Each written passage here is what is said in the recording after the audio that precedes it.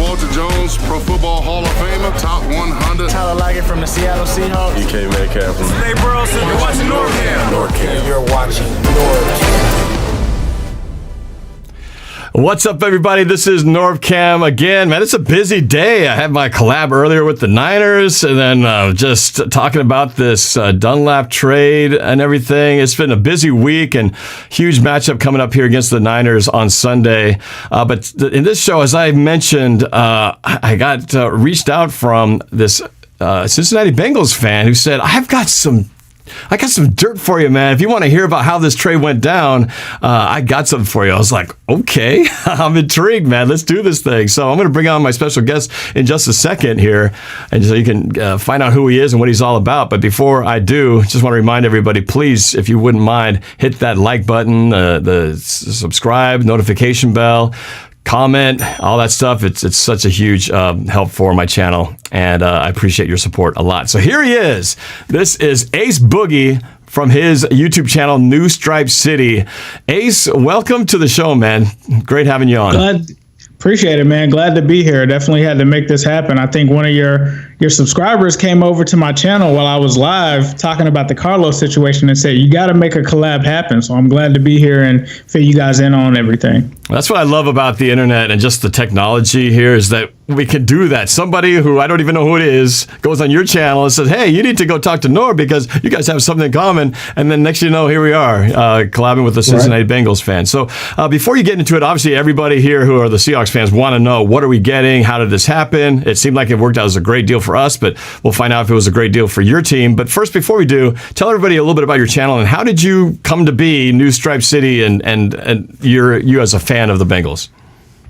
Yeah, definitely. I started back in 2016. I was just a diehard Bengals fan. I really used to get on YouTube and just search around, and I never really saw Bengals stuff. And I've been a Bengals fan since around early 2000.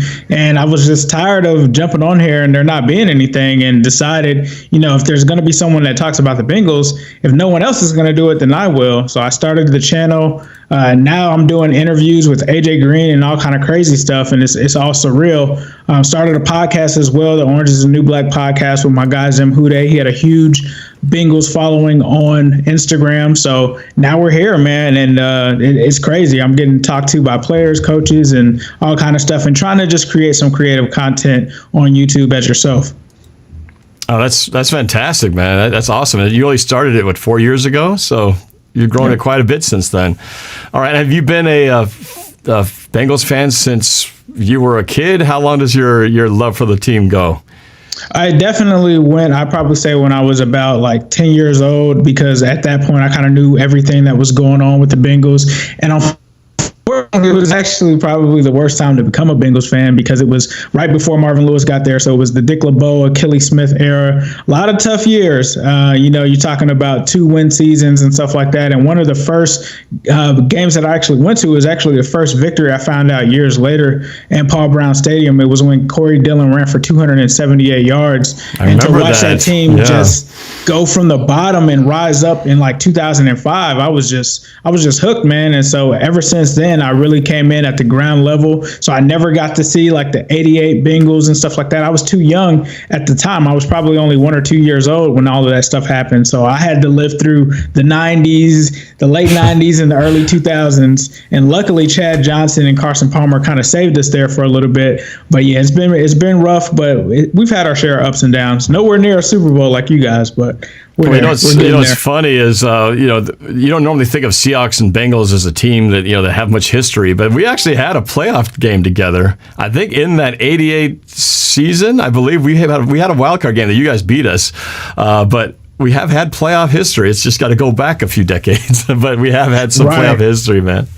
So, one of the early games I actually went to, sorry, not to cut you off, but one of the early games I actually went to was a Seahawks game, and it was with Sean Alexander at the time that you guys had. And apparently, I think he went to college somewhere around the area because he had a whole section for his family that were Seahawks fans. So that was actually one of the games that I went to. I think that one was actually when Rudy Johnson made his first start. I think it was against you guys, and it was a crazy game. Yeah. No, that's you bring up those names. It just brings up feelings from the past. And yeah, man. And we had our game that we played, last year, the opening game against the Bengals, and you guys almost had us. We beat you by 1 point. John Ross was looking good at the time. I know him because of his days at the UW, University of Washington. I definitely want to talk to you about how things are going with you as a team. But let's get into the good stuff, because I know that's why people are here. James Watson, real quick on the Super Chat, says, that was me, LOL, didn't know you guys would link. Oh, James Watson, he's the one who contacted you. James Watson, thank you so much. For not for you, this would not be happening. So James, thank you for bringing us together. So let's talk about that point while we're together. So Carlos Dunlap, Seattle has been desperate for a pass rusher, and people have been talking about, during the offseason, we need to get Clowney, we need to get Everson Griffin, we need to get Ngakoue, somebody, and all those people, none of them came to Seattle. And then here we are, struggling, not getting any pass rush at all. And then Arizona can't get a hand on the quarterback. What are we going to do? Suddenly, Carlos Dunlap falls out of the sky. Well, maybe he didn't. John Schneider worked some kind of deal with you guys, but you have some insight how that went down. So I am all ears, man. I'm sure a lot of the 12s are as well. Tell me what you know about what had to happen for Carlos Dunlap to come over to Seattle. Yeah, sure. I actually found out some additional information this morning.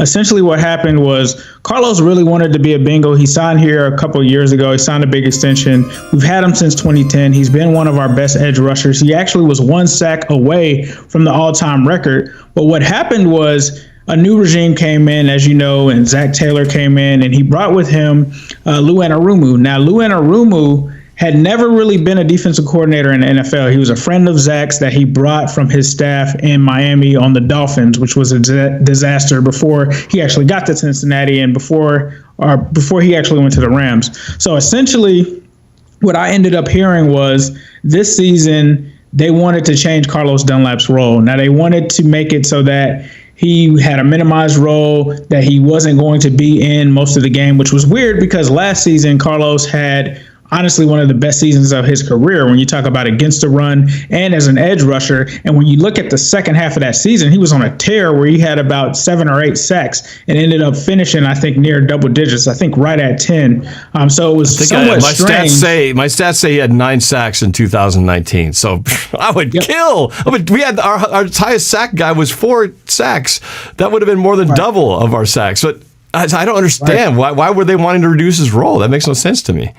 It just honestly, like this coaching staff that we have right now, they're made up of guys who aren't really experienced. So Carlos Dunlap has seen a lot of good veteran defensive coordinators that know what they're doing. You talk about Mike Zimmer, who's now the head coach with the Minnesota Vikings. You talk about Marvin Lewis. He's been around a lot of great defensive minds. And from what I heard was a lot of guys weren't really buying into the scheme as much. There were players trying to offer him advice. And with guys of their nature being within the league for 10 plus years, they would think that they would have some kind of input on it. And Lou just kind of shunned them away, essentially. And from what I heard is it really got to a boiling point where Carlos essentially was told that, he was the issue for the run game, which was somewhat weird because in the Browns game that we played in, he barely played. And so from what I heard, he was upset with not playing much in the Browns game. They tried to get him to come back in at the end of the game. Apparently, from what I heard from a source, he was kind of upset and didn't go back into the game. And then after that, one of the coaches, I was told it was either Lou Anarumo or Zach Taylor, said, well, we tried to trade you last year, but nobody wanted you. And he did that in front of the entire locker room, which was just not cool because Carlos has never been a guy with any kind of issues off the field. He's a community guy. He wanted to stay here. You're talking about the Cincinnati Bengals, right? So we come from a culture of the Corey Dillons and guys, the Carson Palmers, guys that didn't want to be there. Carlos was one of the few guys, him, AJ Green, Geno Atkins. These were guys that committed to this franchise, even though, they had a shaky past. And so when that happened, that really just caused a big issue, and that led to his press conference that he had where he was upset and they didn't tell him that they were benching him. So essentially what they started to do was they did not play him. They tried to make sure that he didn't get in the game at all. I'm talking about not even just backup, backup of the backup. It was almost kind of ridiculous and disrespectful because you got a guy that's an undrafted college free agent literally starting over this guy. And the way that I really knew that it was a personal vendetta is right after the benching happened, we played the Ravens. Carlos Dunlap was the only man who had a sack in that game. No one else had a sack. As soon as that happened, before that, they were trying to start Sam Hubbard over him. So people could kind of see that. And then Sam Hubbard gets hurt in the game. So you're assuming that if this was a move that was done to light a fire under Carlos Dunlap, that he would be playing the next game. No, he comes back the next week and they put two other guys in front of him. And it was frustrating for me as a Bengals fan because I heard from other players in that locker room, they couldn't believe that they were doing that to Carlos. And then there was also the fact that a lot of players weren't really buying into this coaching staff and the way that they were doing things and some of the game plans. And there was a lack of faith there. And to me, it was frustrating as a fan knowing this. I was told not to say this stuff, but this was going into the Colts game. So we get up against the Colts. The Colts start coming back, and we're not able to get any pass rush on their offense. And you would think that this would be a time, hey, you got Carlos Dunlap just sitting there ready to go. He had a sack, a couple games ago. They literally didn't play him. They literally didn't play Geno Atkins. And it almost, to me, was more so of a Lou Anarumo versus Carlos Dunlap thing versus wanting to win. Now, Carlos wanted to win, and he has not really agreed with Lou. And Lou has been kind of an authoritarian kind of head coach out there. And he's a guy that doesn't have much experience. So it just really was a weird situation. And it was painted as if Carlos Dunlap was the villain when most of us fans outside of me didn't know the true story. And he was being painted as a guy who didn't want to come to play and any of that. That's not true. He wanted to play. They would not play him. And so that's essentially what it was about. This man gave back $5 million. I don't know if you guys knew that or not. They talked to his dad. He gave the Bengals back $5 million to make the deal with the Seahawks. So he gave that money back that would have been owed to him by the Bengals to make this deal happen. And the other thing is this. The Bengals didn't want to trade Carlos Dunlap. When you talk about the front office, there was nothing from the front office that said that they wanted to trade him, but the coaching staff wanted to do what it took to get him out of there, and they reduced his value by not playing him. He played 12 snaps last game. It was the weirdest thing that I had ever seen in my life because he literally showed a picture of the depth chart showing that Marcus Hunt, who literally just got signed that week, was ahead of him on the depth chart, which was just ridiculous. And the fact that he wasn't inactive shows that that's because the front office wanted to keep him there. They liked Carlos. They felt like he was still a good player. He's coming off one of the best,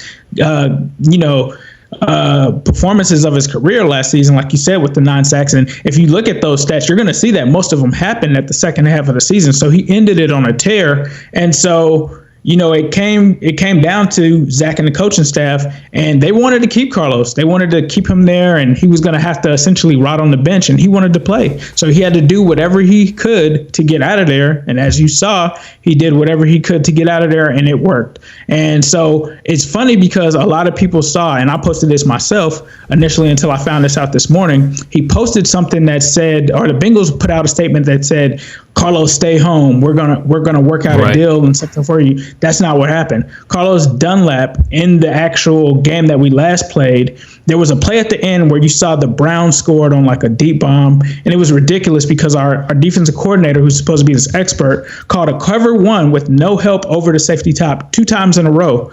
And essentially, you saw what happened. He scored a touchdown. Carlos went up to him, did not agree with the personnel or the play call, and that is what led to the argument on the sideline. So that is essentially what happened with Carlos Dunlap with the drama in Cincinnati. Wow, that's that's a lot to take in, but holy cow, that's crazy.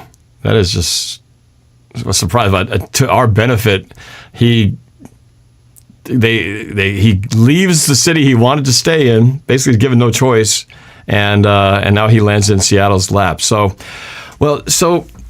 let's talk about the player himself now, because we don't see a lot of Cincinnati games. So most of us, unless we're watching all the reviews or watching the games on online, don't get to see him in action. But I know he's been to the Pro Bowl twice, right? A 2-time Pro Bowler. Yeah, definitely a two-time Pro Bowler. Definitely still has a lot left in the tank. He plays a left defensive end. He's really built for a 4-3, which you guys run there. So he's really a disruptor. Sometimes even if he doesn't get to the line of scrimmage or to the quarterback for the sack, he's going to make a play and he's going to disrupt the quarterback. So he'll get his arms up, he'll get there, and you're always going to have pressure with Carlos Dunlap. So, and he's a tall guy too, right? So he's not only strong and big, but he's got the arm length to knock balls down at the line of scrimmage from what it seems that I'm seeing with him. Is that true? Oh, lost our connection momentarily. I'm sure we'll get him back in a second here.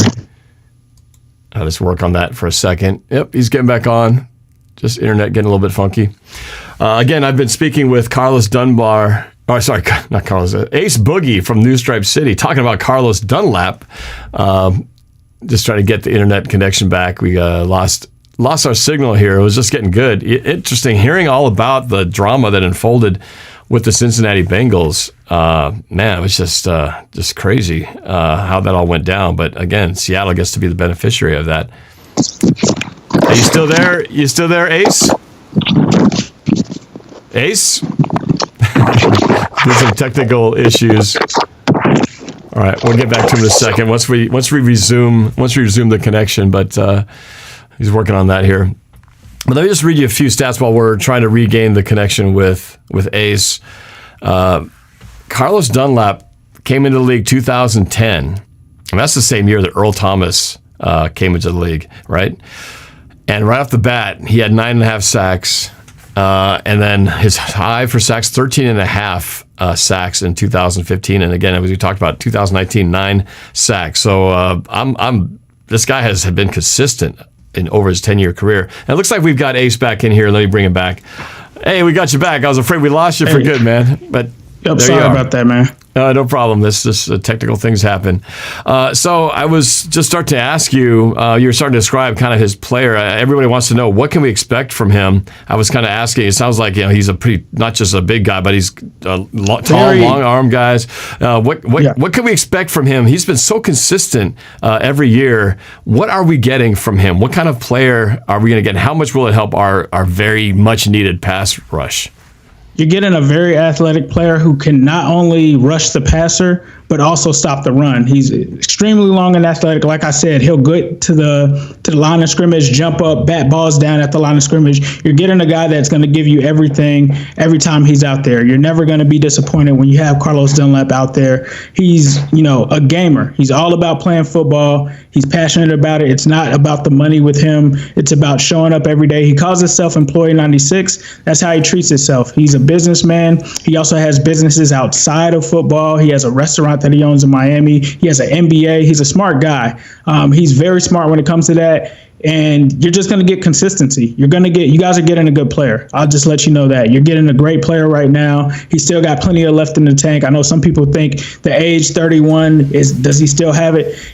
Like I said, last year he had one of his best seasons, and he's motivated right now. He wanted to play, and he did not get that in Cincinnati. And so I know that he cannot wait until he plays for you guys, and then also to play for an organization like yourself to be able to compete and try to go out and win a championship. This is a guy that's going to bring it every single play.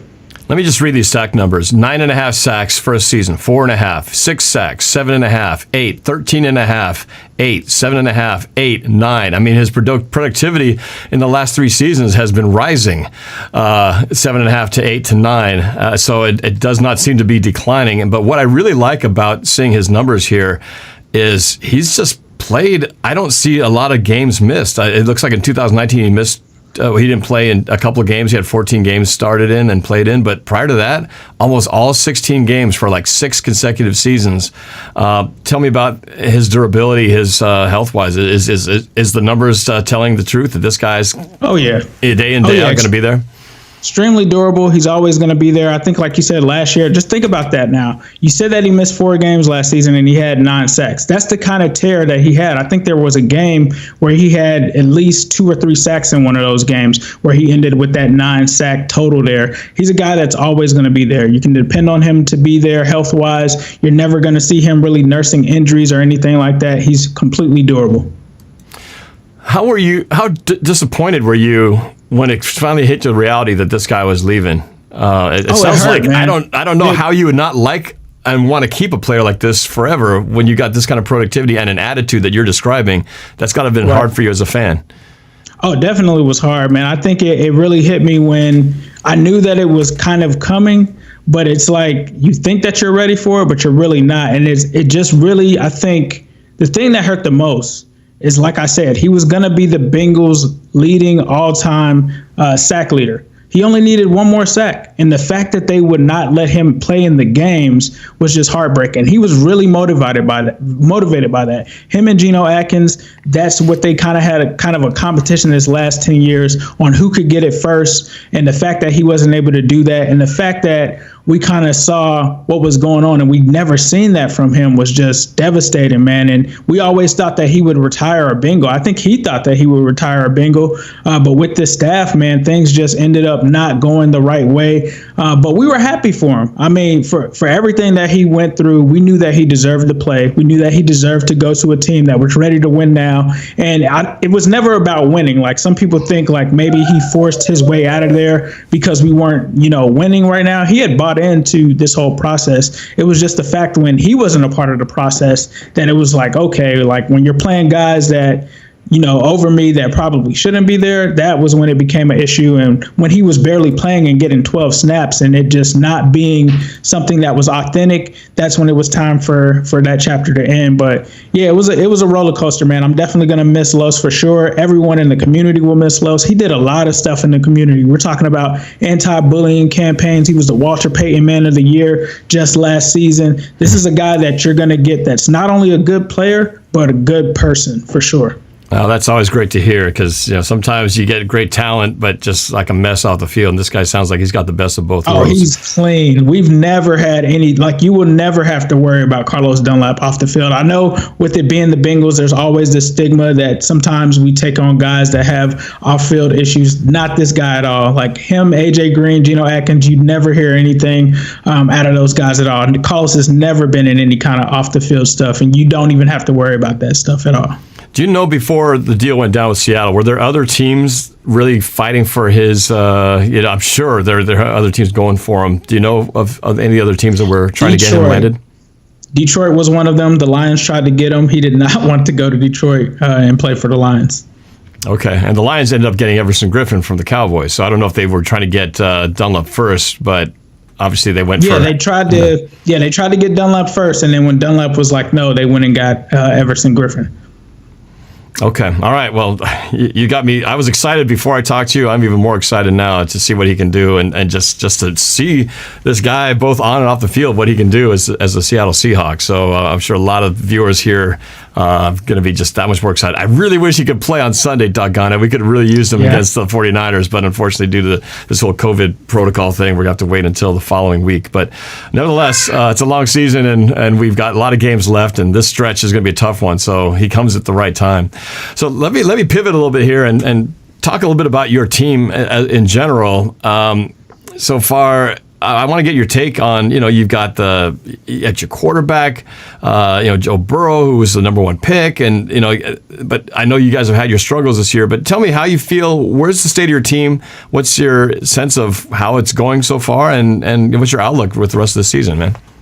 Well, I think even though, obviously we picked number one in the draft, but I think the expectations were high, and I think that there's still a sense that this team is not as bad as the record indicates. When you look at a lot of our games this season, they have been one-score losses, and it's been a play call here, a turnover here or there. This could be definitely, I think, at least a team with at least 4 wins minimum, and it hasn't gone that way. And I think that one of the main reasons for that has just been the inexperience of the coaching staff as a whole. Now, I do think Zach Taylor has improved from a play calling standpoint, which that used to be one of his struggles, but they haven't gotten it to the point where it should be. This is now year 2 of the Zach Taylor experiment, and he has an overall record right now of 3-19-1. And at some point, they need to look at themselves in the mirror and decide, is Zach Taylor the guy? We thought that we could give him the first year with Andy Dalton, all of those injuries and everything, and wait for him to get his quarterback. Now he's got Joe Burrow. Now now he's got this talent, but this coaching staff doesn't appear to know exactly what to do with it, and they're in between schemes, and it's just really not working. And so right now there's a lot of frustration for sure, finally boiling over, because when you look at the first weeks 1 through 6, a lot of people feel like we should have won the majority of those games, and we didn't.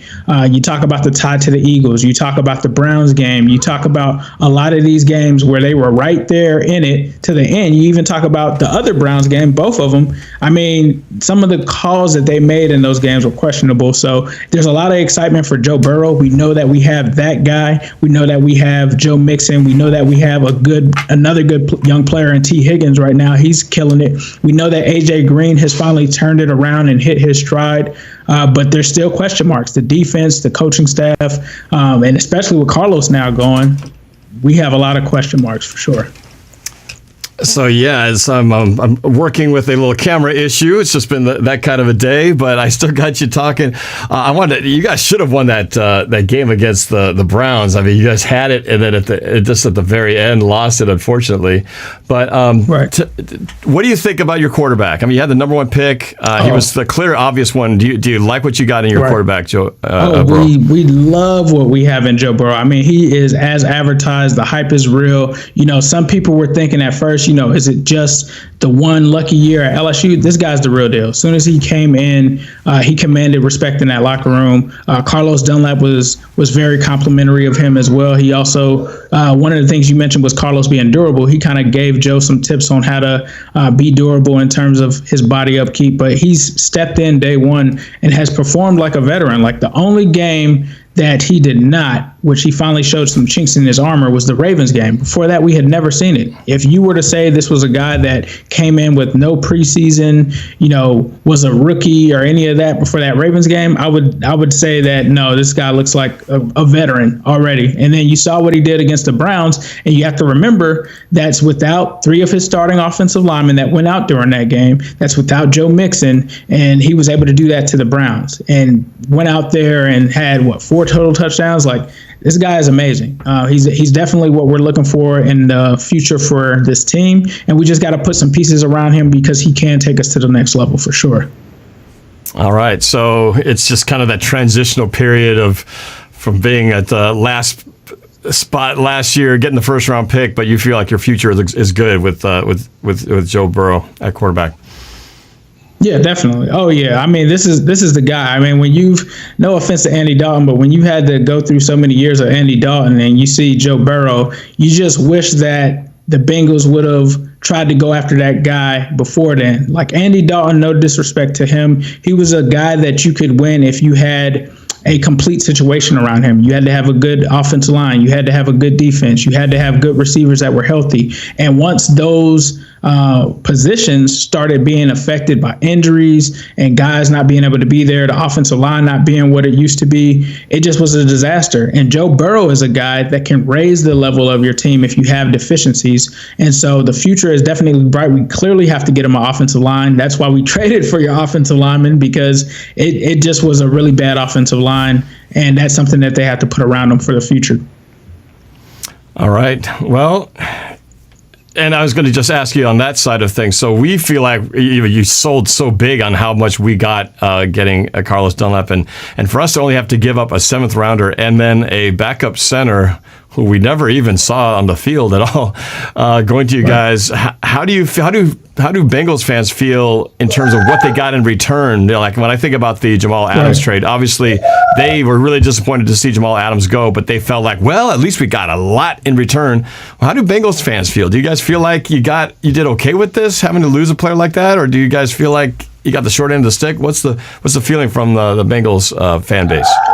Now, I would say the overall feeling is that most fans are frustrated with what they got. They feel like they kind of got ripped off in that sense. Me personally, doing my research, I saw that Everson Griffin the day before went for a 6th-round pick. And I was like, oh, that sets the ceiling for us. There's no way that we're going to get more than a 6th-round pick for Carlos Dunlap now that the Cowboys have traded Everson Griffin for a 6th-round pick.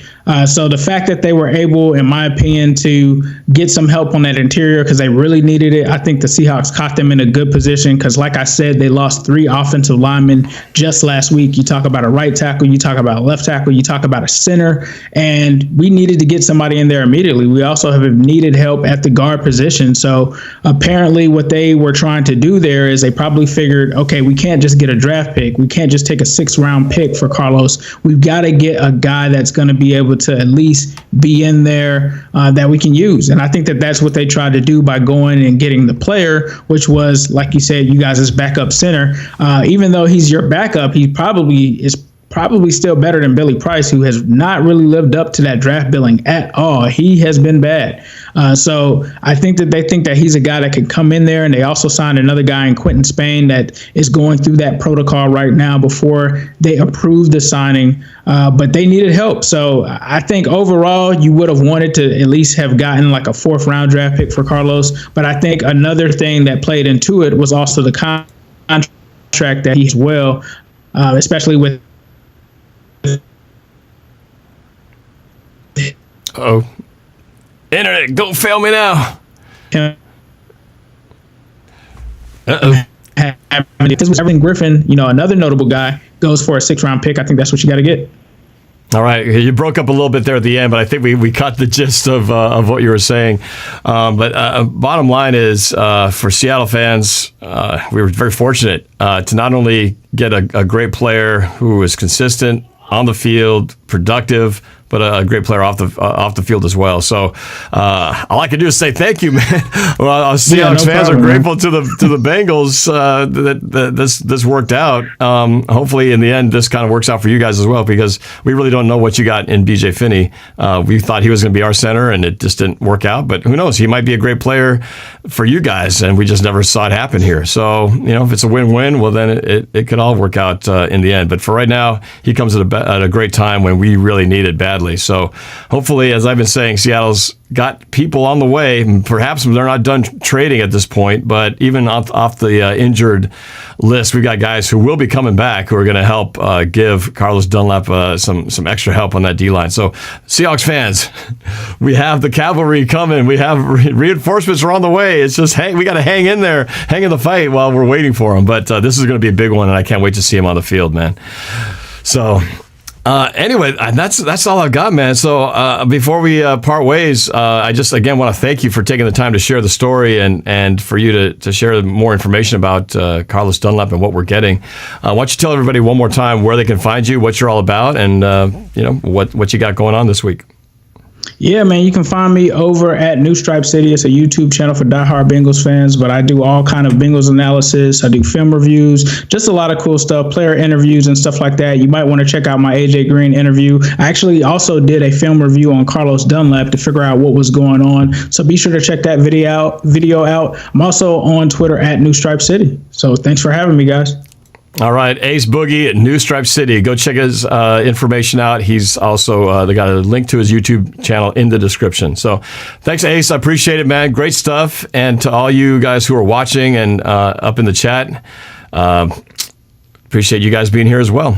Please check out I got more videos coming, particularly the one against the 49ers. I will be doing a fan reaction watch party video with my dad again. Hopefully watch the Seahawks get a win against the rival Niners on Sunday. All right, that's all I got. Appreciate it. Thanks again, Ace, and good luck to your team and to everybody else. Have a great rest of your week. Thank you, man. And go Hawks.